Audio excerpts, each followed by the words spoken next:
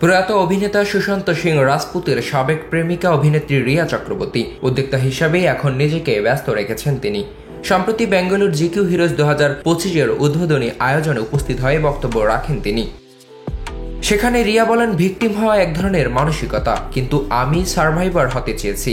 রিয়া জানান, জীবনের কঠিন সময় তাকে ভেঙে ফেলতে পারেনি, বরং সেই সময়ে নিজের প্রতি বিশ্বাস রাখার শক্তি খুঁজে পেয়েছেন। তার ভাষ্য, আমি অনেক বছর বাইরে স্বীকৃতি পাইনি, তাই আমাকে নিজের ভেতর থেকে স্বীকৃতি খুঁজে নিতে হয়েছে।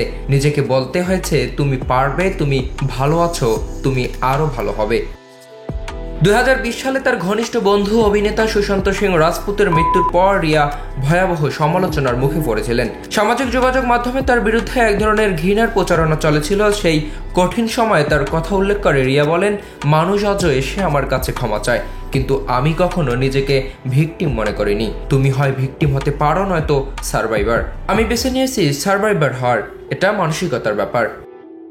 তিনি আরো বলেন, যখন তুমি নিজেকে ভালোভাবে বুঝতে পারো ও নিজের ভেতরের কণ্ঠস্বরকে সবচেয়ে গুরুত্বপূর্ণ মনে করো, তখন অন্যের কথা তোমাকে আর আঘাত করতে পারবে না।